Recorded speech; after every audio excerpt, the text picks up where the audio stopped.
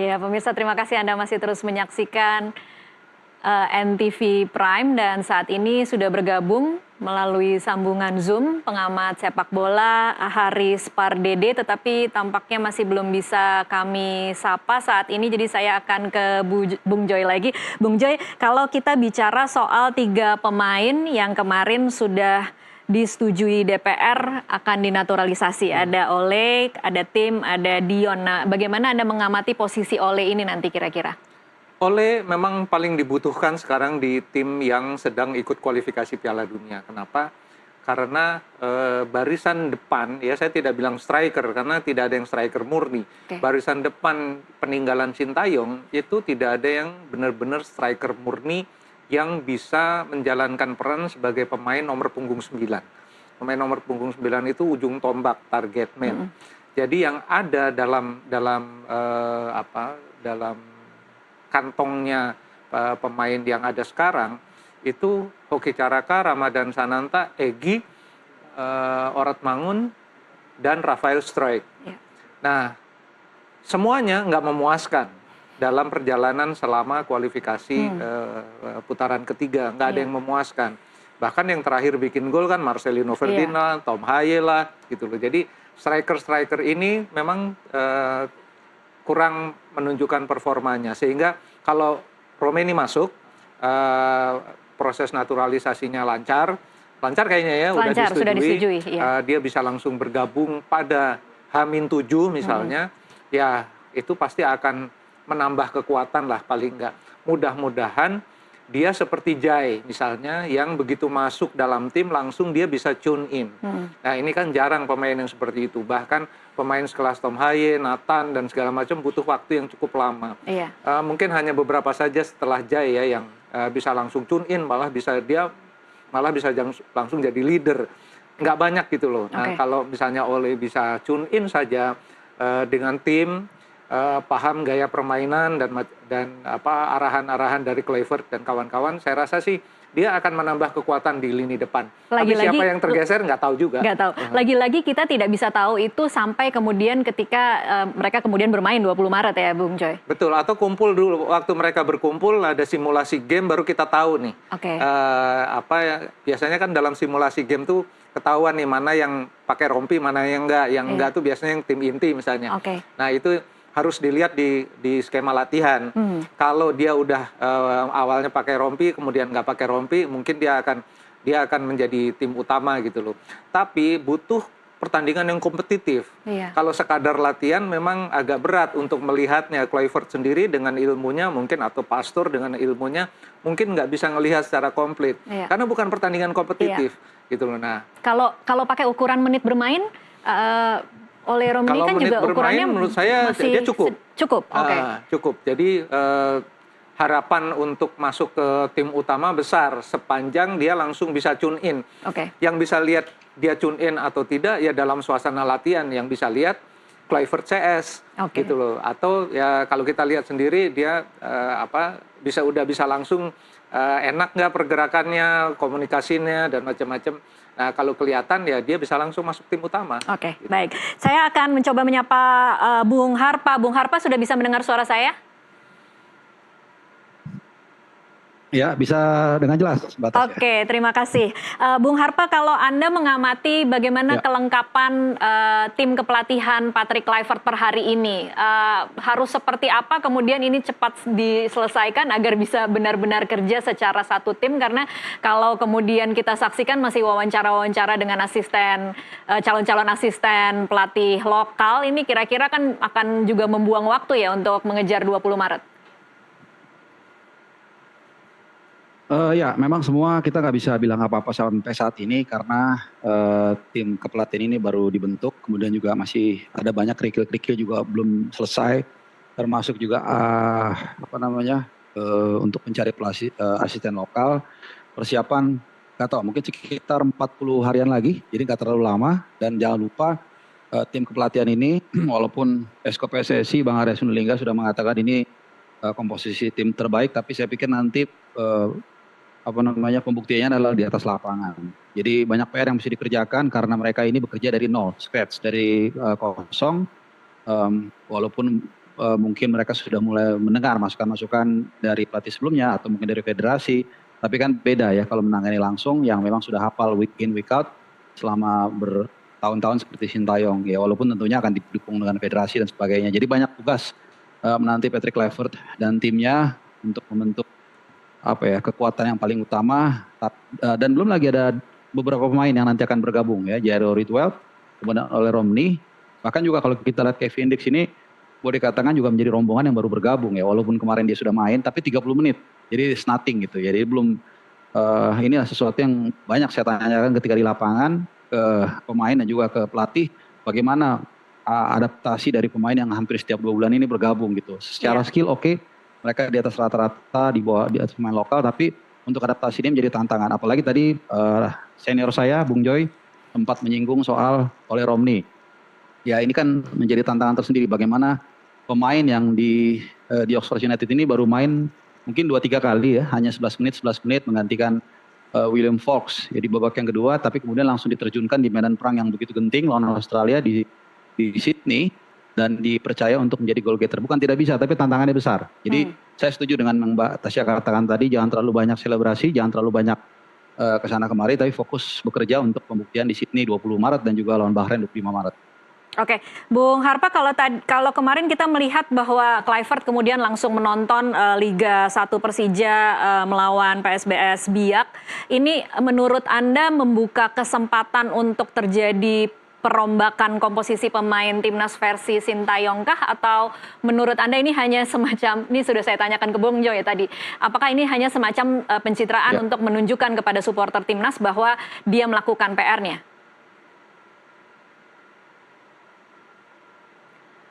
Bung Harpa? Halo Bung. Ya, boleh diulang pertanyaannya, mohon maaf. Oh oke.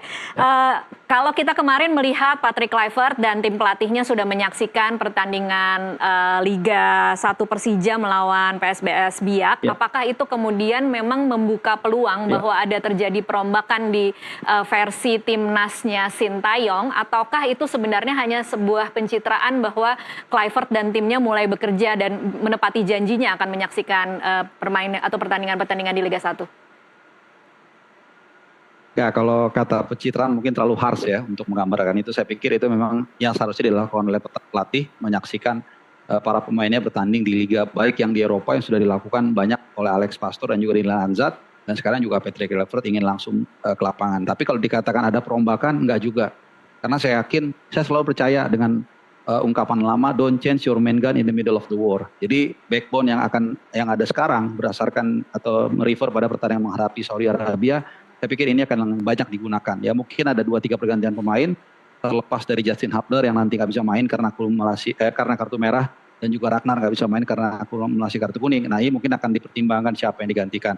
Termasuk juga mungkin Ole, mungkin Renders, mungkin juga Witan dan lain-lain. Jadi dia datang kemana kemarin, ke Bekasi ya kalau saya nggak salah, nonton pertandingan Persija itu, iya ke Bekasi itu lebih kepada saya pikir melihat Rizky Ridho, kemudian juga ada Witan di sana. Jadi pemain yang memang sudah menjadi bagian termasuk inti lah ya. Kalau Witan mungkin setengah inti, Rizky Ridho termasuk inti, dan mungkin ada 1-2 pemain lainnya di sana. Misalnya juga Firza Andika juga salah satu saya pikir yang cukup menarik, walaupun kecil kemungkinan untuk bisa tembus. Jadi ini lebih kepada untuk melihat pemain yang memang kemungkinan besar justru pasti akan mengisi sisi pertahanan kita ya. Karena Rizky Ridho ini kan kalau kita melihat dari tadi ya kemungkinan Justin absen, maka kemungkinan JHS tetap di tengah, kemudian CB kanan itu kemungkinan di Simas Hilgers. Nah, CB kiri penggantinya Hubner itu kemungkinan adalah Rizky Ridho. Jadi kemungkinan dia melihat itu aja sama Witan. Tapi kalau untuk melihat sesuatu yang baru kemudian dia melakukan perombakan pemain yang luar biasa, saya pikir itu mendekati mustahil lah menghadapi Australia nanti.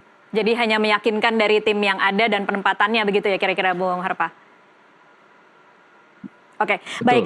Kalau tadi saya juga sudah membahas ini dengan Bung Joy, kalau kemudian kita mengacu pada kata-kata dari Kluivert pada saat konvers, bagaimana dia mementingkan menit bermain di klub. Kira-kira menurut Anda siapa yang harus deg-degan dan siapa yang harus harap-harap cemas akan bisa masuk atau siapa yang akan keluar?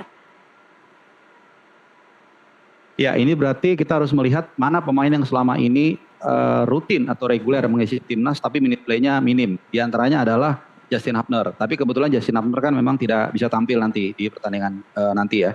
Kemudian juga salah satunya adalah Nathan. Nathan ini sebagai informasi tidak pernah bermain 1 detik pun sejak 28 Agustus 2024. Jadi kalau kita hitung-hitung mungkin sekitar 5 bulan lebih dia nggak main, hampir mendekati setengah tahun. Walaupun dalam beberapa kesempatan dia di timnas selalu perform. Dan apa yang dikatakan oleh Patrick Kluivert ini bisa dipahami karena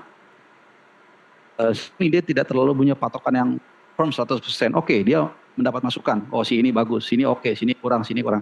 Tapi namanya pelatih atau chef atau koki itu pasti dia pengen lihat langsung bahan bakunya ya. Kadang-kadang bisa aja kalau dia udah lama melatih satu klub atau satu tim, walaupun pemain itu katakanlah di klubnya tidak inti, tapi karena dia paham karakternya luar dalam, situasinya, dia mempercayai pemain tersebut. Ya. Contohnya ya Hapner tadi, walaupun di klubnya di Wolves Under 21 dia tidak inti, tapi Sintayong pelatih yang sebelumnya tahu persis kualitas dia. Tapi sekarang Patrick Kluivert dan kawan-kawan ini semi buta lah, agak sedikit kabut mengenai luar dalam pemain. Secara data, secara statistik, secara historis mungkin dia tahu, oh pemain ini inti. Marcelino golin 2 gol ke gawang Arab Saudi. Tapi sebagai pelatih yang baru yang ingin mendapatkan bonding yang lebih kuat, yang lebih memahami luar dalam, tentu ini tidak dimiliki. Maka di statementnya beberapa waktu lalu dia mengatakan pentingnya minute play, karena ini adalah satu indikator yang paling umum. Artinya dia competitiveness-nya bagus, kebugarannya juga terjaga, dan artinya dia dipercaya klubnya untuk bisa tampil sebagai tim utama. Jadi masih masuk di akal, itu yang mengapa saya katakan kombinasi antara backbone dari tim nasional Indonesia di bulan November dan juga minute play ini akan menjadi ekuivalen dari peluang pemain tersebut bisa tampil sebagai starter lawan Australia nanti dan juga Bahrain. Oke, baik. Mari kita bicara soal seperti apa game plan Kluivert untuk menghadapi Australia nanti. Kalau kemudian kita melihat materi pemain yang ada saat ini, akan seperti apa menurut Bung Harpa?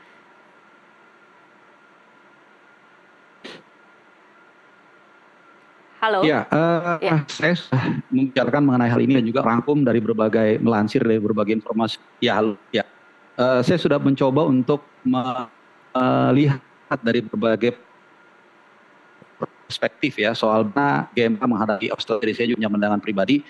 Kesimpulannya adalah kita tidak akan mungkin memainkan total football atau all out attack. Ya, saya pikir itu terlalu naif kalau kita mainkan sepak bola terbuka menghadapi Australia, tim nomor 4 di Asia, dan juga kemarin baru saja menahan Jepang. Ya, dengan kekuatan mereka saat ini saya pikir itu terlalu naif. Dan bahkan kita bisa lihat referensinya, Alex Pastor sendiri sudah mengatakan, ya with all respect ya, dengan pemain yang ada, rasanya dia tidak mungkin memainkan all out attack. Bahkan ada satu pernyataan, kalau saya nggak salah ya, dia mengatakan I don't mind using 9-0-1 formation as long as we win the game. Kemudian saya juga sempat berbicara dengan Bjorn Raven, ayahnya Jens Raven, dia juga mengatakan I don't think we're gonna play all out attack. Jadi sekali lagi intinya sepak bola adalah soal hasil akhir ya. Tidak ada catatan siapa tim yang main cantik tahun 86, siapa tim yang main cantik tahun 96, semua berbicara soal juara, soal akhir-akhir. Jadi kalau kita pulang dari Sydney membawa 3 poin, kita nggak peduli itu mau dia mainkan right back semua, mau dimainkan 10-0, selama kita bisa membawa 3 poin itu yang lebih penting. Dan saya rasa kita akan tetap mengandalkan counter press dan memainkan sepak bola pragmatis dan mencoba membawa pulang setidaknya 1 poin. Oke, yang penting hasil. Kalau Bung Joy seperti apa?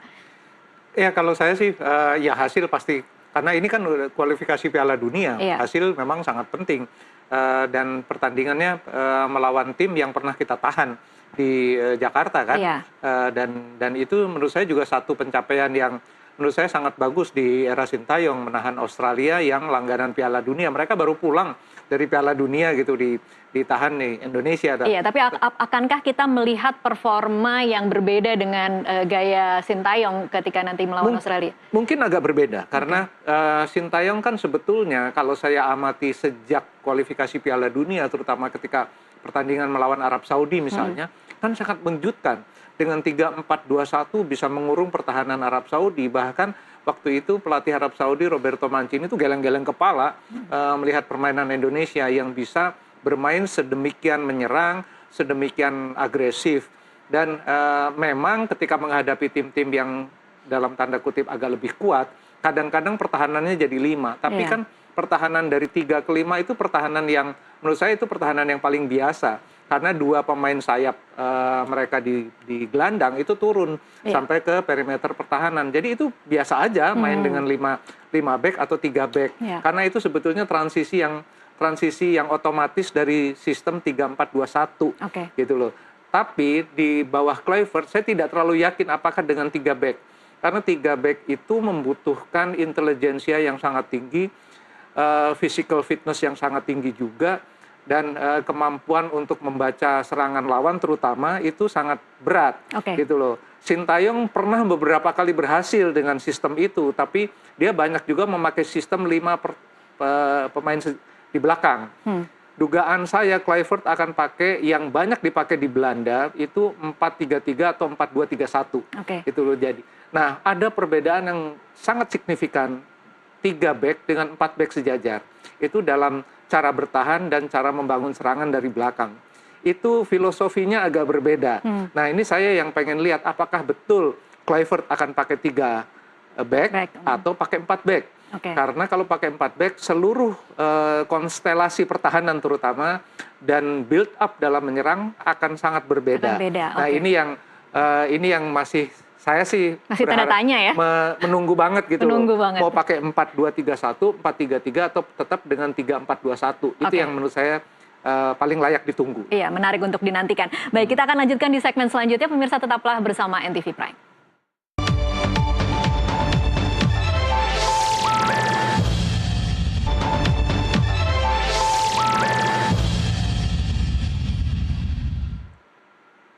Ya, pemirsa, terima kasih Anda masih terus menyaksikan NTV Prime. Kita lanjutkan perbincangan. Saya kembali lagi ke Bung Harpa mungkin ya. Bung Harpa, kita kemarin menyaksikan ada spill sedikit bahwa Zulkifli Syukur ya, mantan pemain timnas itu sudah diwawancara oleh Patrick Kluivert. Bung Harpa, bisa mendengar suara saya? Iya. Bisa ya. Kita kemarin sudah menyaksikan bahwa Zulkifli Syukur sudah diwawancarai oleh Patrick Kluivert. Kalau menurut Anda, tadi saya sudah bertanya ini juga ya ke Bung Joy, kualifikasi seperti apa yang harus dicari oleh Patrick Kluivert dan rekan-rekannya dan teman-temannya di tim kepelatihan untuk mencari 2 orang dari 10 orang yang akan disodorkan oleh PSSI? Ya, ada 2 bagian penting yang bisa kita breakdown di sini ya saat memilih seorang pelatih, terutama di tataran entitas yang tinggi ya, melatih buat tim nasional apalagi Indonesia. Ada satu tataran legal, ya tataran formal, satu lagi yang subjektif lah, selera gitu. Tataran yang formal yang sering saya tekankan adalah pelatih itu harus memiliki lisensi dan ada gradasinya ya, Liga 3, Liga 2, bahkan sekarang Liga 3 Nusantara pun sudah A setahu saya ya. Jadi harus itu dulu yang dipahami, karena banyak orang yang salah kaprah katanya boleh ngelatih nggak punya lisensi, boleh ngelatih asal bisa, nggak boleh. Jadi seperti naik mobil, naik kendaraan, bahkan ada gradasinya juga kan, yang truk panjang, truk pendek, ada SIM B dan seterusnya. Jadi harus punya lisensi dulu, ini yang penting supaya dia punya pemahaman sepak bola itu komprehensif. Nah, yang kedua ini adalah subjektivitas dari user. Ya, kalau kita lihat di sini tentunya nanti yang akan, saya nggak tahu ya apakah PSSI menyodorkan sejumlah nama kemudian dipilih seperti ketika pemilihan asisten pelatih yang konon katanya disodorkan beberapa nama kemudian Kluivert yang memilih atau seperti apa. Tapi yang jelas user perlu merasakan ada chemistry dengan asisten pelatih. Ya, apalagi ini adalah asisten pelatih lokal yang diharapkan bisa menjadi sandaran para pemain lokal. Karena sebelum ini kan isunya pemain diaspora yang merasa katakanlah kalau memang benar tidak ada sandaran ya, tapi sekarang pemain diaspora sudah ada sandaran dalam tim kepelatihan berdarah Belanda, Patrick Kluivert, Danny Lancet dan kawan-kawan. Sekarang harus ada nih pelatih lokal yang bisa katakanlah menjadi mentor, menjadi abang-abangan lah di ruang ganti dari pemain lokal. Nah, ini sangat tergantung daripada pelatih.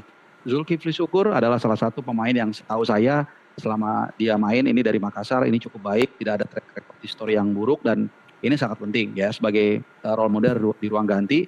Dan kemarin pun saya masih ingat ya ketika dia membela di PON itu, dia menurut saya dia ada salah satu bisa step up untuk meminta keadilan ya ketika timnya dicurangin. Jadi saya pikir secara karakter, secara pembawaan dan secara track record dia sebagai pemain profesional dan juga punya lisensi, dengan asumsi saya dia punya lisensi, saya pikir ya oke, nggak ada masalah. Minimal dia nggak ada quote by quote, nggak ada cacat yang akan jadi masalah di kemudian hari.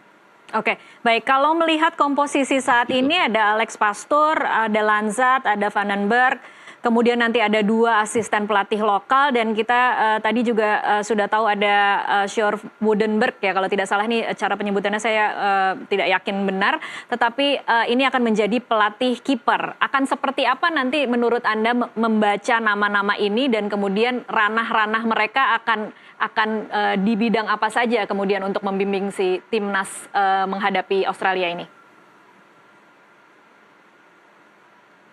Bung Harpa. Oke, saya ke Bung Joy dulu berarti. Bung Joy, tadi ini kita sudah bahas ya, tetapi kira-kira kalau menurut Anda 2 asisten lokal ini kemudian akan seperti apa dia bekerja sama dengan si pelatih kiper ini? Kalau asisten lokal ya mungkin pelatih kipernya akan kesulitan dalam berbahasa mungkin ya kalau dengan pemain lokal. Jadi itulah yang akan disampaikan oleh para asisten pelatih. Jadi kalau kita bicara lagi figur seperti Zulkifli Syukur, mungkin yang memang dia diperlukan dalam komunikasinya dengan pemain-pemain yang di-breeding di lokal. Mungkin dengan kiper, ada 2 kiper kan yang selain Martin Pas. Jadi komunikasi itu yang sangat penting, dan kepercayaan dirinya. Memang namanya agak cukup mengagetkan ketika muncul ke permukaan diwawancara oleh Kluivert, dan masih harus dikonfirmasi apakah dia sudah definitif menjadi asisten pelatih atau baru diwawancara saja atau masih ada tahap yang lain. Tapi kalaupun dia, menurut saya nggak jadi soal juga. Reputasinya terbilang ya bersih lah gitu ya, nggak pernah ada hal-hal yang buruk lah terhadap dia. Tapi menurut saya saya membaca beberapa artikel bahwa pelatih ini memang confidence-nya tinggi. Agak sedikit temperamental, tapi itu mungkin yang dibutuhkan untuk menjadi seorang pelatih.